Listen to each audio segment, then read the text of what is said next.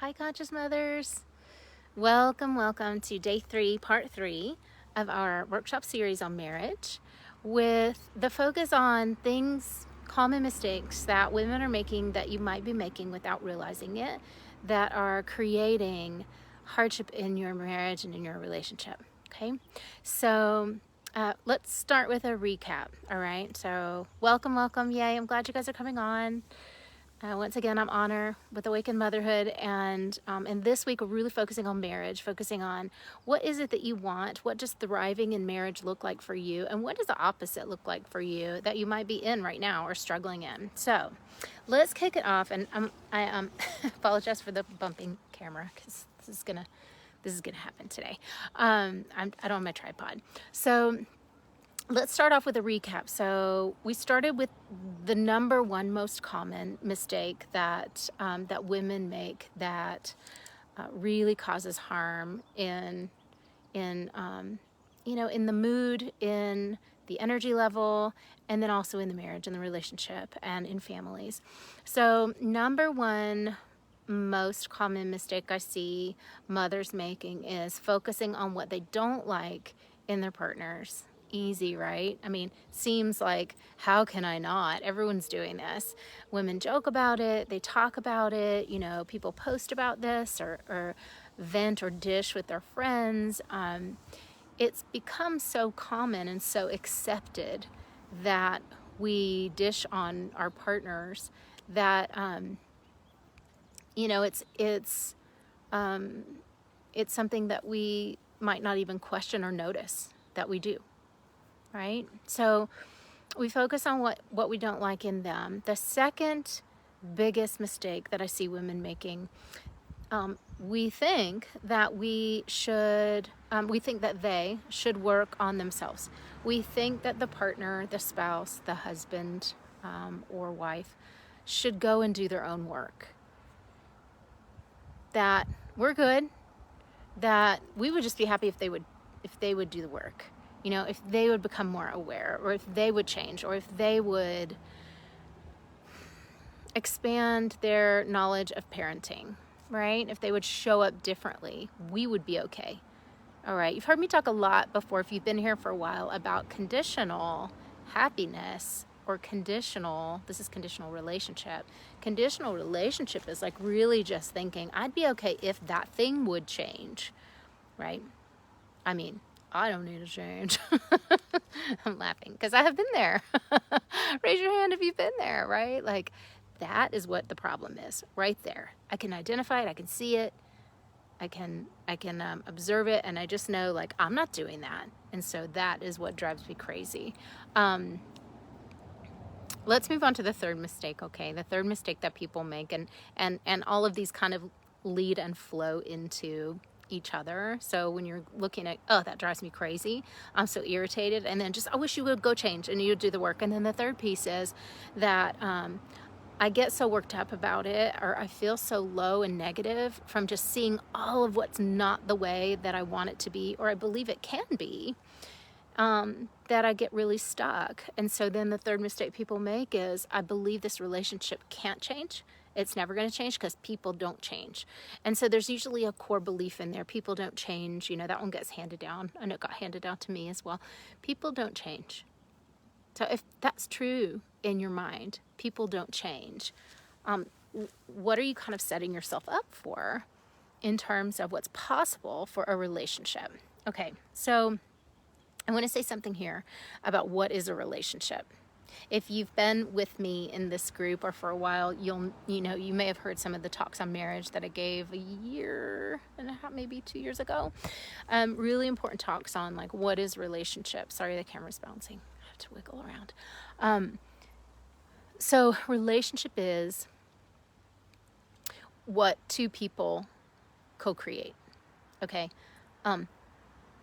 We kind of know that we know that, like, intellectually we know that, like, obviously the relationship isn't just me, it isn't just my partner, but the way that we live it in practical everyday life is not that way. We don't walk through our day with consciousness that like what we're doing, what we're thinking, what we're feeling is creating this other entity. So the relationship is neither me nor my partner. It is a third entity. Okay, I'm an entity, he's an entity, and then we co-create this entity that exists outside or between each of us. Got it? Are you with me? Okay. So the relationship is a co-creation between two people or by two people. It is never just one person. So if you really think about that and sit with that, what you might learn, what you might begin to think about or question is, well, then is it true that because he isn't doing XYZ, or she or the partner isn't doing things the way I want to do them, or is very critical of me, a couple of you mentioned that, is very critical of me or disrespectful to me, therefore the marriage cannot be good, cannot be strong, cannot be healthy, because he is this and he won't change. The marriage, then, the relationship doesn't have hope. And you know, I just couldn't wait to get to today to say to you guys that that is so untrue. A lot of times you have these ideas and you don't even realize that that's what you're consciously thinking. You don't realize that what you're doing is kind of damning yourself to, I'll just live a life of unhappiness inside this marriage because I'm not going to split from my kids. You know, I'm not going to leave my kids. Okay, so when you have that belief system or that pattern running inside of you, because the partner won't change, the relationship is doomed. It's really a misnomer. What you're saying is, I have no power here. I don't matter. I don't have an impact. I don't have an influence. It's kind of what you're saying. You've signed away your power to the lower mood, to the controlling vibe, to the criticism, to the fighting, to the arguing. You've just bought into this is the way it's going to be. And is this making sense, you guys?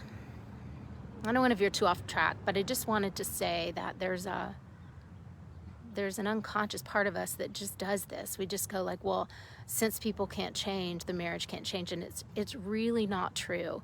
Now, I want to take a pause to say within that, you know, I have helped so many beautiful souls, beautiful women step into their own power, live and speak their truth, and it has radically changed the relationships they're in, who they are as a mom.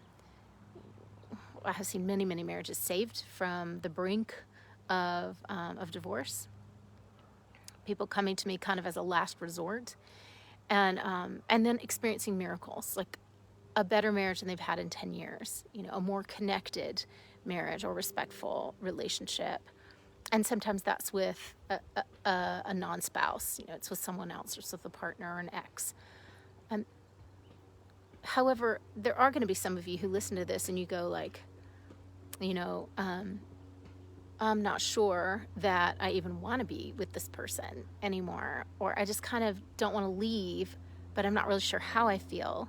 And I want to leave room for that, because not everybody wants a restored or a healed or a really healthy relationship with their current partner or their children's father or whoever's in your life right now. And that's okay too. And either way, when you step into a higher mood as your norm, when you leave negativity, resentment, exhaustion behind, your life is so much better that what you're going to call in is just going to be at a much higher level. So much gratitude, laughter, so much joy, you know, instead of focusing on what's not working, what you believe, that you believe it can't change. It's a totally different emotional home.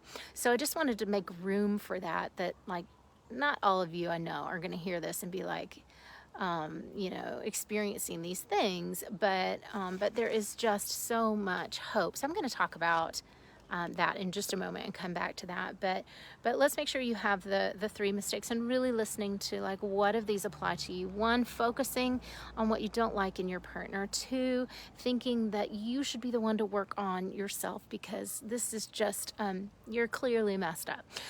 3, the relationship is never going to change. And we could flip that number 2 to be like, maybe your partner is saying these things to you. Maybe your partner is saying, you're the one who has the problem. It's not me. They're not taking any ownership. It's not me. You need to get help. And, and giving you the ultimatums. And that's really neither here nor there, unless you want to do the work.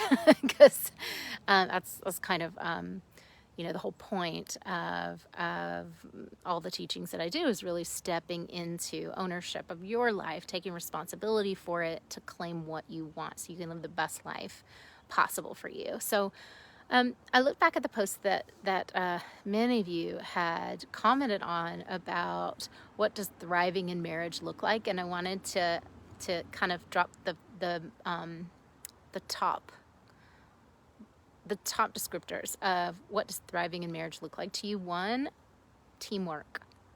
So having a real partnership. So to stretch that, what does it mean? Respect, cooperation, watching out, having each other's backs, watching out for each other, predicting needs, being ready to support if needed, right? And then the other big one, hands down, was laughter. Laughter. How good is that? So we want to laugh. We're not laughing enough.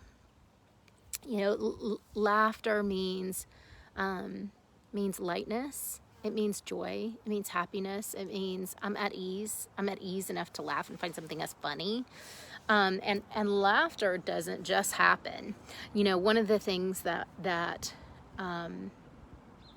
we can know about being able to laugh or being able to enjoy each other as a family, being able to hold a family vision, some of you said, being able to really embody that respect. So as a parent and as a partner, the impact of living in that place, we're going to look at impact in 3 areas. The impact of living in that place on your physical health, so your body, on your mental game, your mind, and on your emotional life, your mood. Let's look at that. If I'm laughing all the time, I've got a good team approach in my marriage and parenting. I am really enjoying my spouse. My spouse is my husband. When I can enjoy him, when we can hold that vision of what we want for our family. It doesn't mean we agree on all of it, but we can hold it and build it together. When I'm in that space, when any of us are in that space enjoying the partnerships that we have, let's look at the 3 areas of impact. How do we feel physically? We feel relaxed in our bodies, feel comfortable. We probably feel and are healthier. So not sick that much, better steady energy in the body physically, maybe able to work out, able to achieve our own goals, able to thrive within ourselves. That's physically. How are we in our mood? Light, able to laugh, at ease, right? All those things. How are we mentally in our minds? We're going to be able to focus. We're going to be able to create things. We're going to be able to dream, right? So that's what it looks like on that side of really enjoying your relationship and your marriage. And when you're not there because you don't know how to be there, it's not because you're bad or you're not smart enough, or it has nothing to do with any of that. It's just we're all just reenacting what we've been taught. We're just reenacting it. We're asleep and we're reenacting what our parents showed us. Or we're trying our damnedest to not do what they did. But without new strategy and information, we're going to default back to those old patterns. So if you're living in old patterns, let's look at the impact of that on your mood, on your physical body, and on your mind. The light is coming in. I might have to move here in a second. Your mood is going to be low. If you're in resentment, if you're in irritation, if you're in nothing's working, you're in negativity, you are probably going to be snapping, barking at people, at kids, holding grudges, mad, resentful, or scared of the criticism, so tiptoeing around your partner, like, duck and run for cover, wanting to hide, avoiding things. That's a low place, mood-wise, emotionally. Like that, there's sadness there. There's feelings of defeat or hopelessness, even. And then in your mind, what you'll be experiencing is either just like overloaded, overthinking, overwhelmed, spaced out, can't focus, unfocused, monkey mind, just like can't slow it down, just all the doing thoughts, all the things I have to do, got to take care of this, got to take care of that. And then directionless, like I don't even know what I'm doing here. What is the point? What is the purpose? I hear that a lot. In the physical body, tired. And you know what anger does to your body, to your organs? It manifests as disease. It could be any number of things that you might be facing, or kind of that are like seeds that are planted. And the longer that you focus on the negative or what's not working, the more it kind of festers, right? And those are things you don't want. Those are things that you don't want. The things that wake us up at night. Oh my God, because your intuition tells you you can't keep doing this. And so, what I want to say about if you're living in sort of this reality where you're making the mistakes, you can't stop focusing on the negative or worrying about your marriage, or just feeling even like defeated, just wanting to give up and scrap the whole thing and start over. And a lot of women sort of haven't taken any action, but they daydream about, I would feel so free if this person wasn't in my life. I would feel so free if I lived on my own in my own apartment. God, that would be so great. But like, if you're not really going to do that, and even if you are, do you want to move forward with all the baggage as it is? And usually when I have that conversation with women, they'll say like, no, I want us to be amicable, supportive parents for our kids. And so, the lesson here really is that you can't force yourself, and you know this from probably trying to do it. You cannot force laughter from irritation. There's a bee. Do you see it? Okay, there it goes. You can't force laughter from irritation. You can't force relaxation from stress. You cannot force focus from feeling chaotic. It just doesn't work, right? So if you're going to, or like love and affection from resentment and bitterness, right? You can't just snap your fingers. Wouldn't it be great if we could? And like move how you feel, especially when it's been building for 10 years, from one extreme to the other. Those are two opposite sides of the emotional scale, right? One is anger, one is acceptance, love, respect, all those things. So in order to do that and heal a marriage or restore or repair or build a new marriage or relationship, you really do need new strategies. You need strategies, you need steps, you need a proven plan. And without that, you will bump up against the same barriers. I'm speaking from this level of expertise, having helped so many women to create massive transformation in their relationships, to completely overhaul relationships in which they were very disempowered or really disrespected, or and like, how does it get that way? It doesn't even really matter how it got that way or how you started out, or sometimes we want to know, and so it's important to understand. But other times, all we need to do is really like look at what's happening now and shift the pattern in you so that you can show up differently, so that then we can shift the pattern in the relationship. And your partner doesn't need to be a part of the work, doesn't need to sign up for the work, doesn't need to have buy-in for you to create a different kind of relationship. And that's like, isn't that amazing to know that? It's the same way, like, you don't need your kids to do your inner work with you in order to be more cooperative. You just need to show up and parent them at a higher level. You need to show up and command the things that you need from them and do it from a place of authentic, true knowing, right? You're not going to accept anything else. Like, that's just what it is. And so when you learn how to do that and be in that energy and expect a higher standard from your partner and give at a higher level and standard, acceptance, love, forgiveness, all those things, then the relationship transforms. It just has to. It doesn't It can't not. It can't not.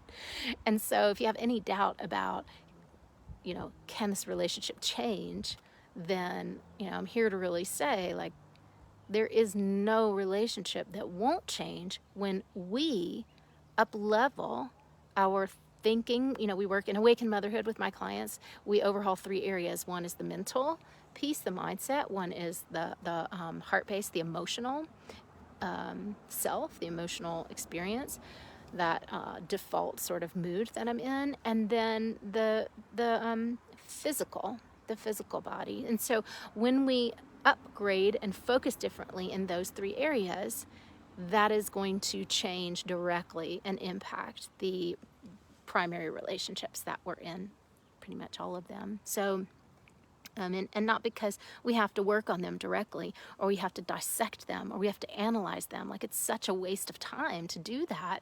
There might be little pieces you need to understand in order to step into that shift that you need to make. But in general, sitting and overthinking about your marriage is going to create more problems than it is going to create solutions. All right. So some of you I know are listening to this today, and you're thinking, sorry, I'm just moving again with the sun, and you're thinking, wow, it's a lot to take in, and you're in agreement, and you are gonna feel complete. You're gonna feel like, wow, I got what I needed out of that. I'm going to take this into my consciousness, and I'm gonna see where it leads me.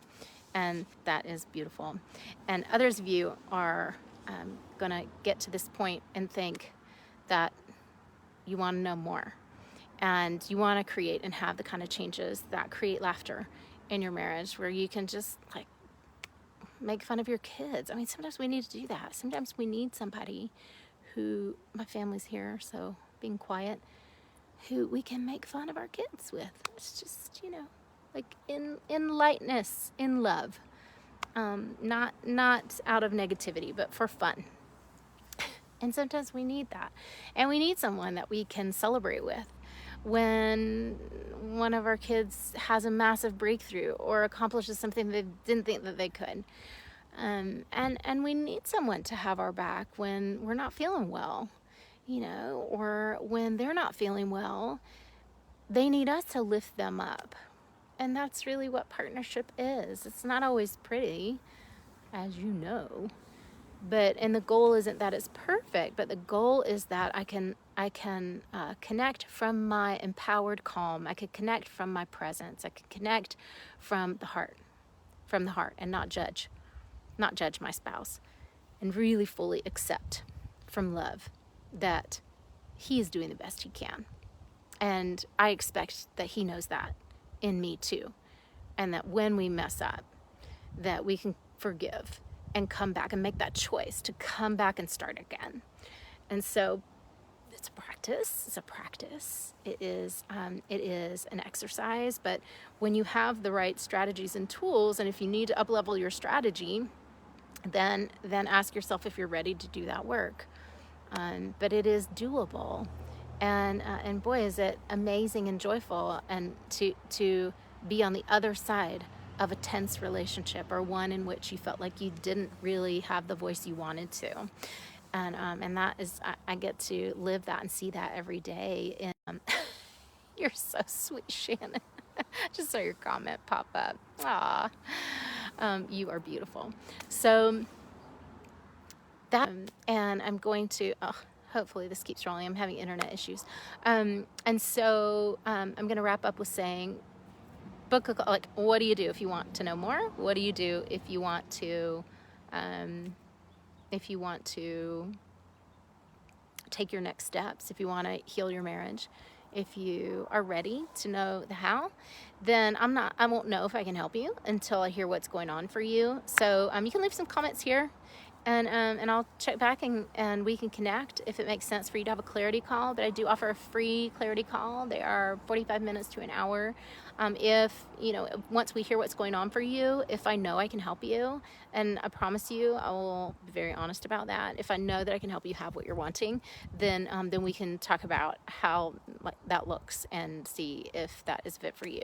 And if not, then you're going to get a lot of help and support, and I'll point you in a direction of some great next steps for you. So don't hold back. You know, just definitely reach out for help, connect. You can message me as well, and let's get you on the right path. If you guys have questions about this, drop them below. I cannot wait to see what your comments are.